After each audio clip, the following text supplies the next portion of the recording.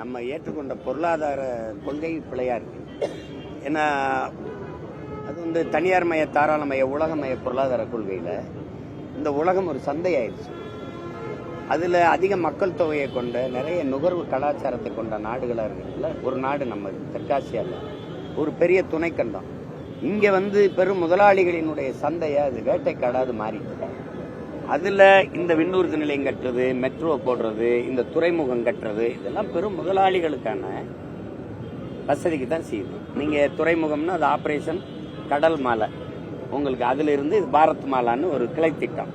இந்த மாதிரி இந்த ஏர்போர்ட்ல நாங்க விலைக்கு பேசுறதுக்கு தான் வந்திருக்கோம். எதுக்கு நீங்க ஏற்கனவே இருக்கிற வானூர்தி நிலையத்துல பறக்கிறதுக்கு விண்ணூர்தி இல்லாத போது இப்படி ஒரு கேள்வியை கேட்போம். இப்ப நீங்க 5369 ஏக்கர்ல எங்களுக்கு ஒரு ஏர்போர்ட் கட்டிடுவீங்க, 20,000 கோடியில கட்டிடுவீங்க. இந்த பறக்க போற விமானம் யாரோட? சரி, இப்ப யாருக்காக இது கட்டப்படுது? அப்போ ஏதாவது அன்னைக்கு வெள்ளக்காரன் வியாபாரம் பண்ண வந்தான் ஒருத்தன், ஒரு நாடு பிரிட்டன், அவனுக்கு அடிமையா இருந்தது, அவனை எதிர்த்து போராடினது விடுதலை போராட்டம் தான். இப்ப ஒவ்வொரு நாட்டையும் நீயே கூட்டிட்டு நிற்கவா, என் ஊருக்குவா என் ஊருக்குவா. அவன் வியாபாரம் பண்ண வந்தவன் அன்னைக்கு என்னை அடிமையா வச்சிருந்தான். இன்னைக்கு ஒவ்வொரு நாடையும் ஓடியாந்து வியாபாரம் பண்ணுன்றியே. உலக நாடுகள் எல்லாம் என் நாட்டுல முதலீடு செய்யறேன்னு கூப்பிடுற நீ, இந்த நாடுகள்ல நீ எந்த நாட்டுல முதலீடு செஞ்சிருக்க? வெளிநாட்டு முதலீடுகள் தானே லாபம்னு சொல்றாங்க. அதனாலதான் நமக்கு வேலை வாய்ப்பு உருவாகும். இப்ப நீங்க எந்த தொழிற்சாலைகள் செய்யறியா தம்பி? இந்த நாடு இத்தனை தொழிற்சாலைகள் இதெல்லாம் சொல்றீங்கல்ல, அதனால இந்த நாடு வளர்ந்துருக்கா? இவ்வளவு இருக்க வளர்ச்சி இருக்குன்னு சொன்னீங்கன்னா எனக்கு அடுத்த வரி விதிக்கிற குடிகளுடைய வரி வருவாயை நம்பிதான் உனக்கு பொருளாதார வரிவாய் பெருக்கத்துக்கே நீ நம்பி இருக்க. அப்பதான் நீ தொழிற்சாலையில ஏகப்பட்டது கொண்டு வந்துட்ட, வளர்ச்சி வந்துருச்சுன்னா 1000 ரூபாய் எங்க அம்மாக்கு எது கொடுக்குற?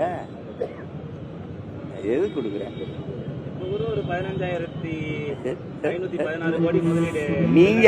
நீங்க நாட்டுல இருக்கிற எல்லாரையுமே உங்களை மாதிரி கருதிக்கிட்டீங்கன்னா ஒன்றும் பண்ண முடியாது. தனிப்பெரும் முதலாளிகளின் வளர்ச்சியை ஒரு நாட்டின் வளர்ச்சின்னு கட்டமைக்கிறதை யாராவது நம்புறவ இருந்தா அவன்கிட்ட போய் பேசுங்க, எங்க கிட்ட சொல்லாதீங்க. என்ன தனிப்பட்ட ஒரு முதலாளியின் வளர்ச்சியை ஒட்டுமொத்த நாட்டின் வளர்ச்சின்னு எப்படி கட்டமைக்கிற? எப்படி கட்டமைக்கிற? 2100 ஏக்கர் நீ மேல் மேல சிப்கார்டு கெடுக்கிற, 2100 பேருக்கு வேலை கொடுப்பியா? நிலத்தை கொடுத்தவனுக்கு என்ன கொடுப்ப?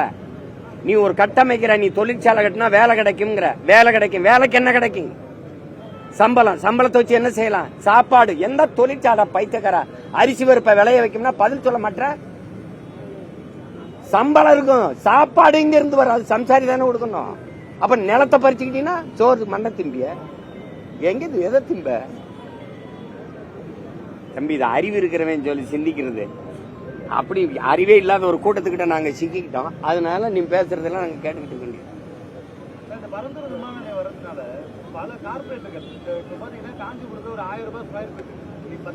வராது நடக்க அது இப்ப தெரிஞ்சுக்கிடுச்சுல உங்களுக்கு எதுக்காக இங்க விண்ணூர்தி நிலையம் வருதுன்னு, எதுக்காக வருதுன்ட்டு. நமக்கு இருக்கிறது 1301 ஏக்கர்ல மீனம்பாக்கத்துல ஏர்போர்ட். உலக நாடுகள்ல 680, 861, 877 இந்த ஏக்கர்கள்ல தான் இருக்கு உலக நாடுகள்லயே. அதுல இதை விட அதிகமான பயணிகள் பயணிச்சு போறான் வரான்.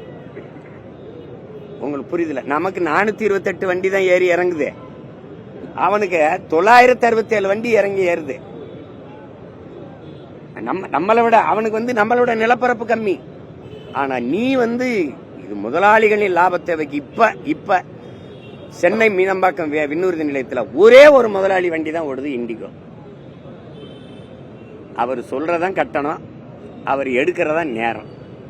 என் ஊர் மதுரைக்கு போய் இறங்க 24,000 ரூபாய் வருது. திருப்பி மதுரையிலிருந்து சென்னைக்கு வர 24,000 ரூபாய் வருது. ஒரு தடவை பயணத்திற்கு நான் 50,000 6 லட்சம் செலவு பண்றேன். எப்படி?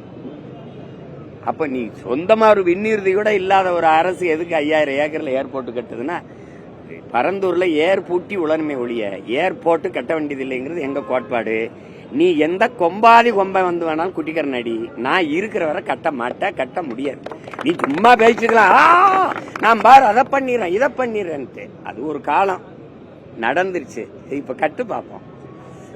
இப்ப நீங்க சொல்றீங்க ஆரம்பத்துல இருந்து நீங்க சொல்லிக்கிட்டே தான் இருக்கீங்க, இது எதிர்க்கிறோம் நான் இருக்கிற வரைக்கும் வராதுன்னு சொல்லிக்கிட்டே இருக்கீங்க. ஆனா அவன் பாட்டுக்கு இடத்த பூரா வித்துட்டு இருக்கான், அமௌண்ட் பூரா கொடுத்துட்டு இருக்காங்களே.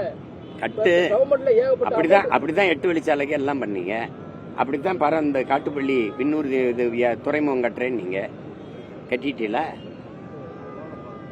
மக்களை மிரட்டி அதிகாரம் அச்சுறுத்தி வாங்குது. உங்களை போல ஊடகவியலாளர்கள் நேர்மையா சொல்லுங்க. நான் கேட்கறதுக்கு பதில் சொல்லுங்க. இருக்கிற மீனம்பாக்க விண்ணூர்தி நிலையில என்ன வசதி குறைவு? யாராவது ஒரு பயணி இதை விட பெரிய விண்ணூர்தி நிலையம் கட்டி கொடுன்னு அரசுகிட்ட கேட்டாங்களா? கோயம்பேடு பேருந்து நிலையத்துல வசதி குறைவா இருக்கு, இதை விட பெரிய பேருந்து நிலையம் கட்டி கொடுங்கன்னு கேட்டாங்களா? இங்க பாருங்கய்யா, கோயம்பேடு பேருந்து நிலையம் தேவை, மீனம்பாக்க விண்ணூர்தி நிலையம் தேவை, 4 வழி சாலை என்பது தேவை. இதுக்கெல்லாம் இடங்களை கொடுத்தது என் மக்கள் தான். ஆனால் அதுபோக கிளாம்பாக்கத்துல 410 கோடியில, அங்க 450 கோடியில இந்த பேருந்து நிலையம், அங்க 1301 ஏக்கர்ல விண்ணூர்தி நிலையம் இருக்கும் போது, பறக்க விண்ணூர்தி இல்லாத போது மறுபடியும் 5369 ஏக்கர் நான் விண்ணூர்தி கட்ட போறேன்னு சொல்றது அது தேவையில்லை, பேராசை. செய்திகளை உடனுக்குடனும் துல்லியமாகவும் தெரிந்து கொள்ள சப்ஸ்கிரைப் பண்ணுங்க.